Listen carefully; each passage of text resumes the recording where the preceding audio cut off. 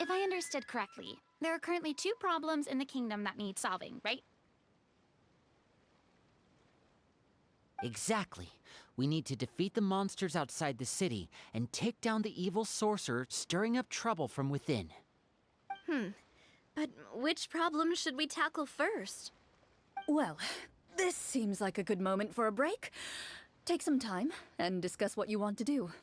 Let me know when you've made your decision. I really didn't expect the people in the city to keep us at arm's length like that. I totally thought the hunters would be treated like heroes.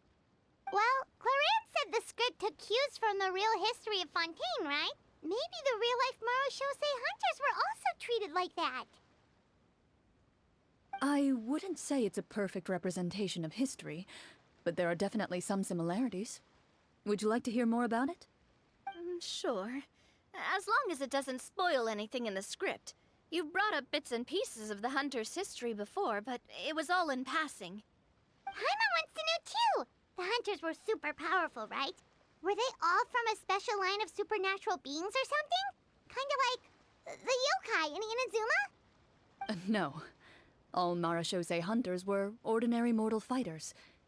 The only thing that set them apart were the special sword techniques passed down over the centuries. Huh? So you mean anyone could become a Marachose hunter? In theory, yes. All you would need to do is survive the rigorous training and master the swordsmanship techniques required to fight the monsters. Still, most people dropped out at the early stages, and others called it quits the minute they saw a monster in person. To become a hunter, you must be strong in both body and mind. What kind of monsters did the hunters fight exactly? Oh, and the evil sorcerer the script mentions. Did they exist in real life too? The land of Fontaine once played host to an ancient dynasty known as Remuria. After that dynasty fell, monsters began to appear, intent on obstructing humans from establishing a new social order. One of the ancient sorcerers of Remuria used his power to assemble a formidable army of golems. He sought to use that force to establish himself as king. Now wait a second. Don't tell me that guy was the inspiration for the evil sorcerer in the script. We still haven't found any in-game information on him yet. So, why don't you talk about someone else for now? Well, I wasn't planning on going into anything you might be able to find out in the game. But if you want me to talk about something else, then... how about Casiodor, the Golden Hunter? Or Egeria, the ex-Hydro Archon? Wait, but those people are all from a super long time ago. Where did you learn all this, Clorinde? From my master. Huh. By master, you mean Miss Petronia? Someone you know? Absolutely. Miss Petronia and my father were good friends. Back in the day, she would often bring Clorinde over to play, but then... Let's not get off topic. Anyway, back to what I was saying. Responding to Egeria's call, a number of warriors followed Casiodor into battle against the monsters. This group of warriors, under Casiodor's leadership, became known as the Marachose Hunters. Yet, as Fontaine entered an era of peace, their work gradually became obsolete. The Marachose Phantom, originally an association made up of hunters, eventually came to be predominantly comprised of Melusines. Ah, I see. That explains why most of the people in the script have forgotten the hunters or think of them as nothing more than a legend. Is that really a bad thing, though? It can get tough always being the one shouldering everyone's expectations. Depends on who you ask, I suppose. If the name of the organization no longer commands respect, investigative work is bound to suffer. Speaking of investigations, which problem should we tackle first? Monsters or evil sorcerer? I vote monsters. That's the main duty of the hunters, right? We can come back to the sorcerer later. Well said, Miss Farina. Plus, if the sorcerers really are the masterminds behind this whole thing, defeating the monsters could give us some clues on their intentions as well. What about you, partner? What do you think?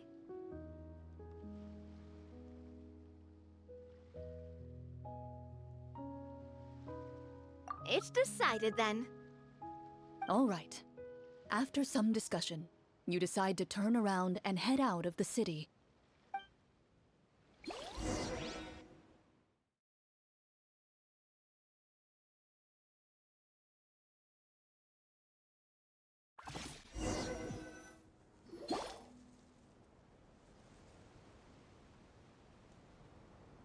Let's take a look around, like that guy said. You there! Outsiders, halt! Who's there? An armored man approaches you. He has a tall, muscular build and a determined expression in his eyes. Just one look, and you can tell he's fought in his fair share of battles. Although he's trying his best to conceal his current state, his uneven gait and the sweat dripping down his forehead make it obvious that he's been wounded and is in serious pain. I'm the captain of the guard. I saw you sneaking around the city earlier, so I'll only ask this once. State your purpose, or it's off to the dungeons for the lot of you. Wow, it's been a while since someone's been this suspicious of us. I said talk, not whisper between yourselves. Have you ever heard of the Marchese Hunters? Marachose hunters? Ha! That fairy tale, you mean? What, do you expect me to believe you're one of them?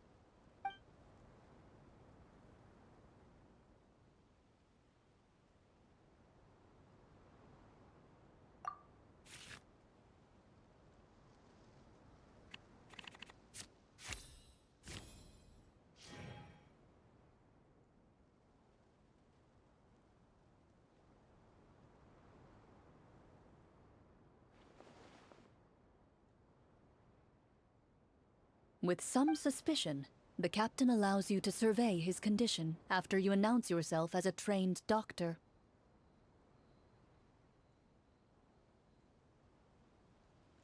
Unfortunately, you're unable to adequately assess the source of his injury, much less come up with a way to relieve his pain. I'm sorry. My skills are a little rusty. Well, this is no ordinary wound. It was inflicted by a monster. Now tell me, are you truly a Marachose hunter? He regards you with suspicion for quite some time, before shaking his head. Perhaps he's finally accepted that you're here to help. Sir, we were indeed in the city earlier, but our purpose was only to gather information on the monsters. We're here to help the city and all the people within it. Your guards are still fighting the monsters as we speak. They could be seriously wounded and in grave need of support. You need all the help you can get.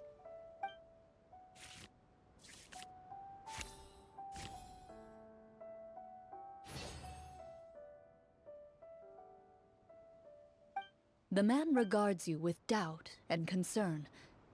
After a period of inner struggle, he lets out a long sigh and informs you of the locations where the monsters have appeared.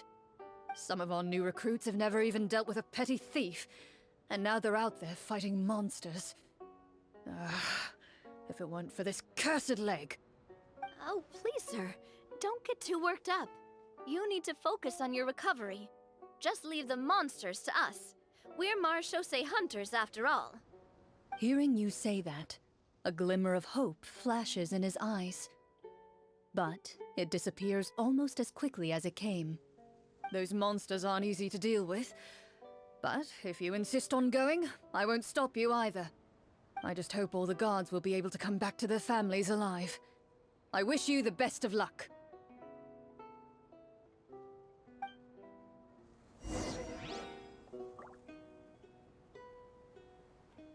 Based on what the captain said, the monster should be right up ahead.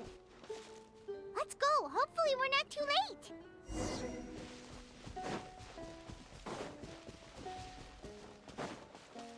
As you approach the battlefield, you see numerous people lying by the side of the road. They appear to be dressed like guards. Their faces are filled with desperation and terror. Some are screaming and cursing in vain, as if still trying to banish the monstrosities they saw from their minds.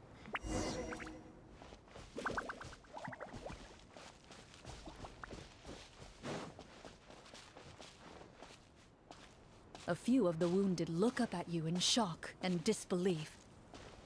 "Quick, leave this place. Turn around and don't look back," they yell.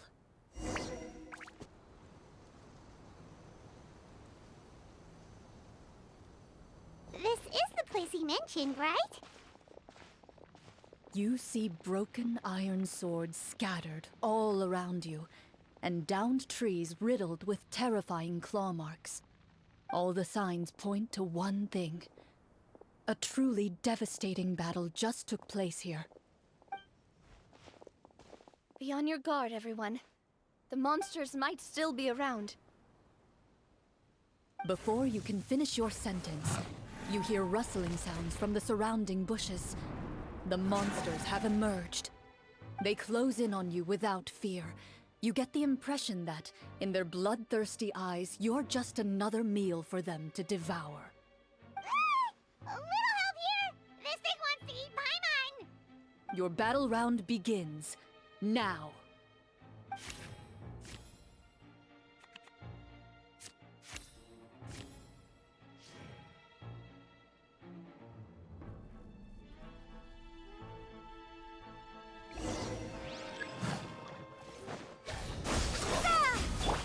Step right up. A round of applause.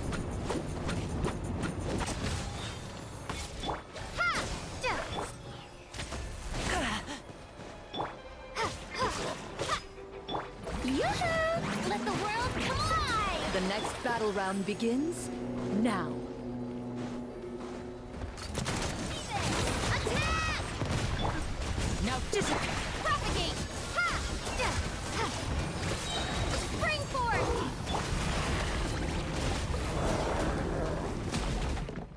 The monsters let out a terrifying roar of anger and resentment before dissipating into thin air. Ugh, thank goodness it's over. We're lucky the Marashose Hunter class came with all those preset skill points. Otherwise, we would have been in some real trouble. I never knew the phytometer even determines the amount of damage you inflict. If you get unlucky, isn't it just game over right then and there? That's part of the fun. The uncertainty of fate is what gives these games their appeal. Just as you begin to celebrate your victory, a suspicious lump on the ground catches your attention. A suspicious lump. Wait, could it be the thing that appears after every battle? I walk up to it, crouch down, and begin to carefully examine it. I've still got my right glove on, so it should be fine for me to touch it, right? As you investigate the mound, you discover that the exposed portion appears to be made of wood. It was previously obscured by the large form of the monsters. With the monsters gone, the small protrusion now awaits your discovery, poking out of the ground like a shy flower bud. Whoa, it's a treasure chest!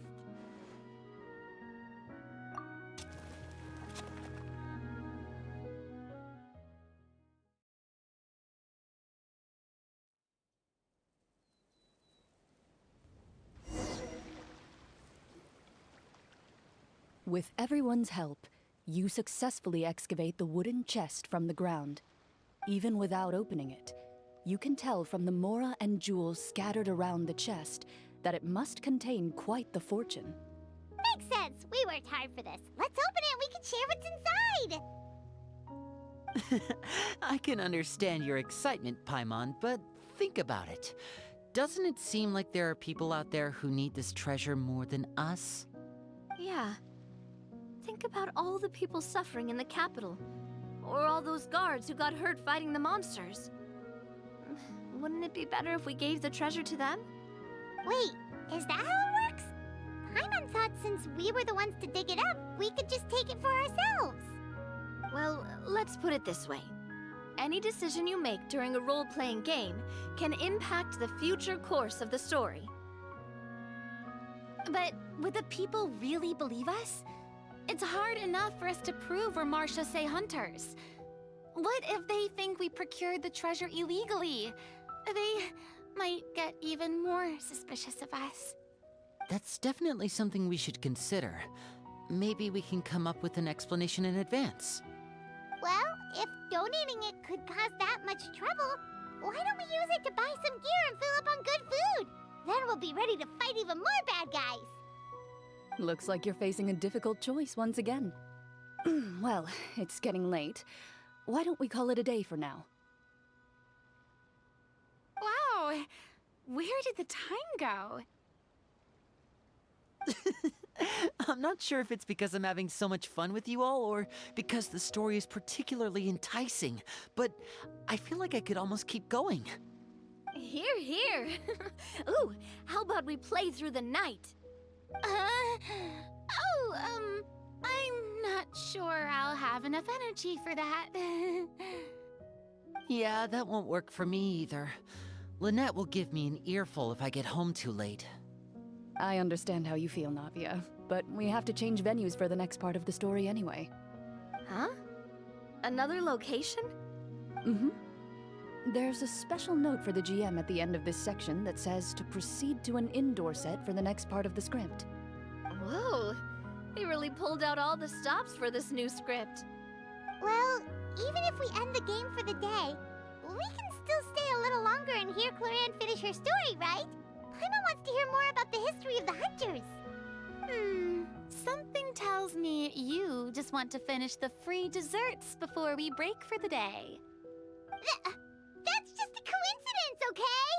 Besides, to Paimon, not finishing free food feels even worse than having to buy her own. And anyway, Paimon really does want to hear more about Clorinde's master. Well...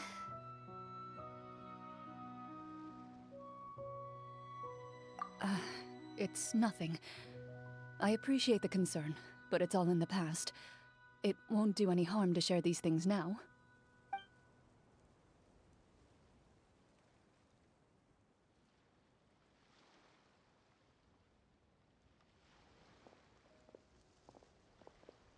My earliest memories are of living with Master. According to her, she saved me from certain people of ill repute. My birth parents had left me behind some time before that. What a heavy beginning for a life story. Master was a fascinating individual, if inexperienced in the ways of raising children. My first ever toy was a short sword. Although I suppose it wasn't so much a toy as something Master removed from her waist and handed to a noisy child in need of distraction. Oh wait, so she handed an actual sword to a child? Isn't that dangerous? Did you hurt yourself? Of course I did. I cut my palm and bled quite a lot. But Master was not concerned. She just stood there and casually lectured me about it. See, that's what you get for not holding the sword properly, she told me. She then crouched down next to me and said, "Give me your hand. I'll teach you to bandage this wound. After that, it's time to learn how to truly hold a blade." Excuse me for asking this, Clorinde, but how old were you exactly when all this happened? Probably around, 3, give or take. 3? Isn't that when most kids are still struggling to hold a fork? As I said, Master was rather inexperienced in the ways of raising children. She believed trial and error was the best way to teach a child what they're capable of. I'm not so sure this is a question of experience. I didn't see anything wrong with her ways at the time. And anyway, children don't get to choose how they're raised. Oh, she did bring me back a pet from Liyue once. It was a Geovishap hatchling. A Geovishap hatchling? For a pet? That seems even more dangerous. What she said was this: make sure to get along, you two. If you really can't agree on something, just settle it with a fight. Whoever loses is the real pet. And how old were you when this happened? 5. Well, did you win? No, I lost. So you're saying you actually became the Geovishap's pet? Yes, but only for a week. By the end of that week, I defeated it in combat, and we've shared a cordial relationship ever since. That really doesn't sound like the kind of childhood someone should have. Later on, I gradually understood that Master most likely didn't know any other way to raise a child. She was a marechaussee hunter, but I never heard her bring up her own parents.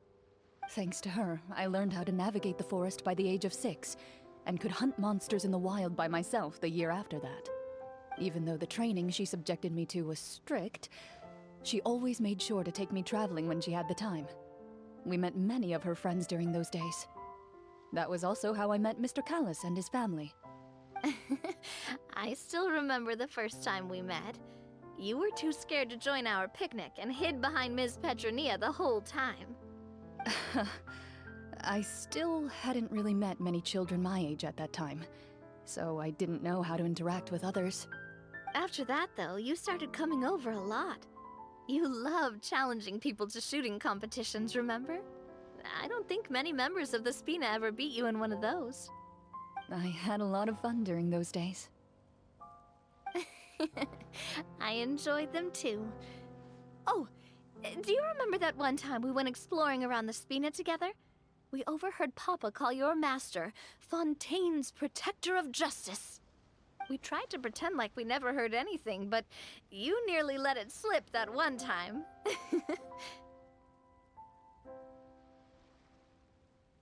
Protector of Justice. Oh, wait, you mean that vigilante hero from 20 years ago? The one who was always active at night? Yep, that would be her. She often would put on a black cloak and go out at night. I never knew where she went or what she was doing. Until, like Navia said, we overheard the truth from Mr. Callis that night. 20 years ago, huh? I still remember the guards leaving all kinds of witness reports about her on Nervalette's desk. Ah, my apologies. Oh, there's no need to apologize. You had nothing to do with it. And anyway, everything she did was for a good cause. Although, calling herself the Protector of Order was a bit much. Especially when she deliberately operated outside the law. Huh?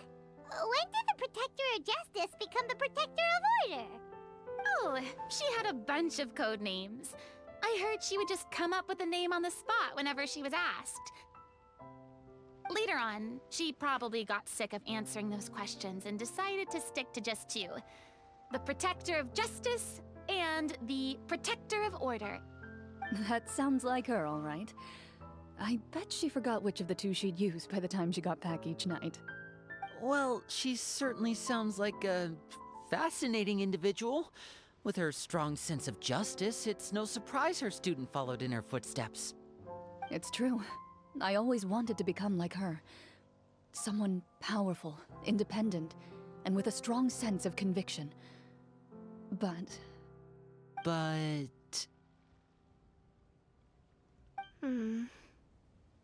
She suddenly disappeared the night I turned 10 years old. Disappeared? What happened? I have no idea. She didn't even leave a note. I was never able to find out where she went. That night, I was celebrating my birthday at Navia's house, but Master never came to pick me up. When I returned home on my own, it was to an empty house. When she still didn't appear after a few days, I went to Mr. Callis's house to ask about her whereabouts, but he only shook his head. Papa probably didn't know either. I know he sent a few people to investigate the matter in secret, but they never found any credible leads. Don't worry, I understand. To be perfectly honest, given Master's personality and way of doing things, it all made a lot of sense. If I had to guess, I'd say she probably used it as an opportunity to force me to become independent. Just like how, when a litter of kittens reaches a certain age, the mother willingly leaves them behind. Were you upset, Clorinde?